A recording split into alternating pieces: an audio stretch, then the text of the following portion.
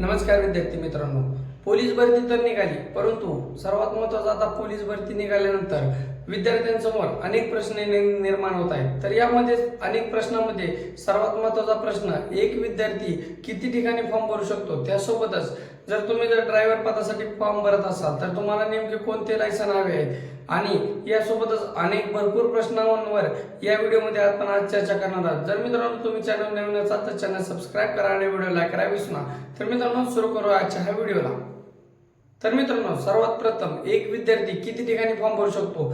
जसं की गेल्या वेळेस मित्रांनो GR मध्ये आलं होतं की एक विद्यार्थी एका जिल्ह्यात एकदाच फॉर्म भरू शकतो. तरी मित्रांनो यावेळेस थोडा GR मध्ये थोडा बदल झालेला आहे. तर एक विद्यार्थी संपूर्ण एका पदासाठी, समजा तुम्ही पोलीस कॉन्स्टेबल पदासाठी जर तुम्ही फॉर्म भरत असाल तर संपूर्ण जिल्ह्यात तुम्ही एकदाच फॉर्म भरू शकता. यामध्ये मित्रांनो गेल्या वेळेसच्या वेळेस आधार कार्ड व्हेरिफिकेशन नव्हतं, परंतु यावेळेस जर तुम्ही आधार कार्ड व्हेरिफिकेशन असल्यामुळे तुम्ही एकदा रजिस्ट्रेशन केलं असता, त्यानंतर तुम्हाला परत दुसरं रजिस्ट्रेशन करता येणार नाही. त्यामुळे तुम्ही जर फॉर्म भरत असताना रजिस्ट्रेशन पाहणं अतिशय महत्वाचं ठरणार आहे. जर मित्रांनो तुमचं रजिस्ट्रेशन जर चुकलं तर यावर कोणताही उपाय नाही. जसे की समजा मित्रांनो तुम्ही एखाद्या वेळेस कोणत्या जिल्ह्यात फॉर्म भरला असेल आणि जर तुम्हाला त्या जिल्ह्यातील फॉर्म जर कॅन्सल करायचा असेल तर तो कॅन्सल पर्याय आहे, परंतु मित्रांनो रिफंड म्हणजे तुम्ही जे चलन पेड केलेलं आहे ते चलन तुम्हाला माघारी मिळणार नाही. जसे की मित्रांनो एक विद्यार्थी एक फॉर्म म्हणजेच समजा तुम्ही कॉन्स्टेबल पद असेल किंवा SRPF असेल, बॅट्समॅन असेल, त्यासोबतच कारागृह पोलीस असेल, तर मित्रांनो यासाठी तुम्ही 4 ठिकाणी 4 वेगवेगळ्या जिल्ह्यात फॉर्म भरू शकता. परंतु जर तुम्ही पोलीस कॉन्स्टेबल पदासाठी जर तुम्ही फॉर्म भरत असाल तर तुम्ही तुमच्या ज्या जिल्ह्यामध्ये तुम्ही फॉर्म भरणार आहे त्या जिल्ह्याची सविस्तर PDF वाचा.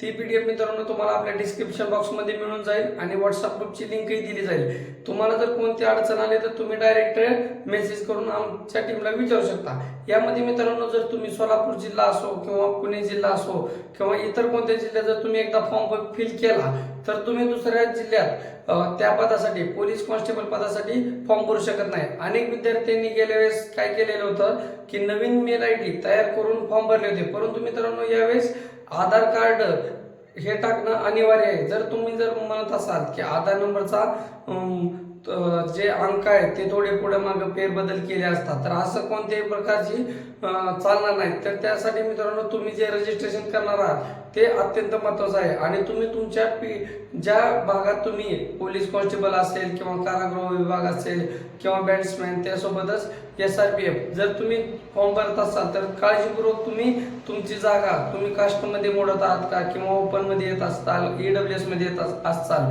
तर त्यामध्ये तुमच्या कास्टच्या किती जागा आहेत हे पाहणं अतिशय महत्वाचं असणार आहे. तर मित्रांनो यानंतर प्रश्न क्रमांक 2, ड्रायव्हर पदासाठी मित्रांनो कोणत्या प्रकारचे लायसन लागते. मित्रांनो GR मध्ये स्पष्टपणे उल्लेख केलेला आहे की तुम्ही LMV म्हणजे लाईट मोटार व्हेकल जे 4 व्हीलरचे जे तुम्ही लर्निंग लायसन ही तुम्हाला चालणार आहे. गेल्या वेळेस मित्रांनो अनेक विद्यार्थ्यांचे लर्निंग लायसन चालेल का पक्के लायसन लागतं हे दिलेलं होतं, परंतु यावेळेस मित्रांनो GR मध्ये स्पष्ट असलेले आहे की तुम्ही LMV लायसन लाईट मोटार व्हेकलचे लर्निंग लायसन वर सुद्धा तुम्ही फॉर्म अप्लाय करू शकता.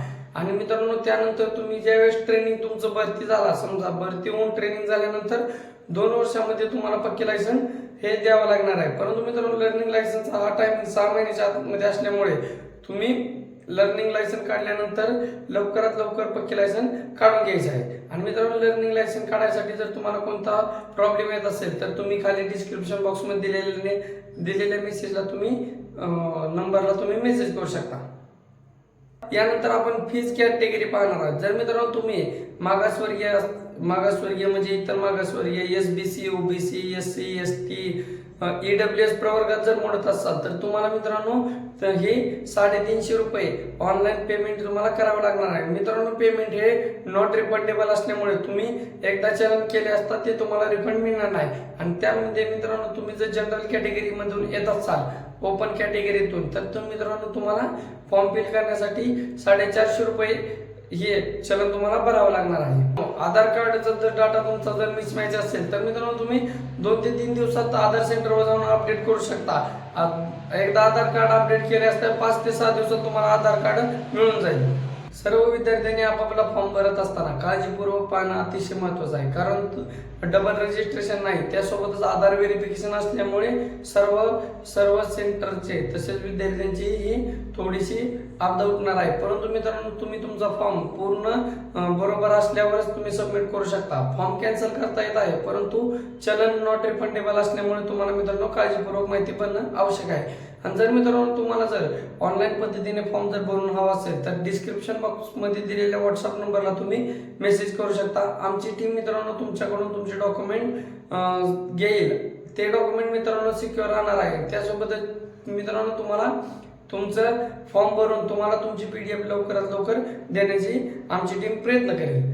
तर मित्रांनो, अशा प्रकारे आपण महत्त्वाच्या पॉईंटवर चर्चा केली आहे आणि अनेक अशा अडचणी जर कोणते मुद्दे असतील तर आपण पुढच्या व्हिडिओमध्ये सविस्तर डिटेलमध्ये चर्चा करूया. तर मित्रांनो, भेटूया नेक्स्ट व्हिडिओमध्ये. धन्यवाद.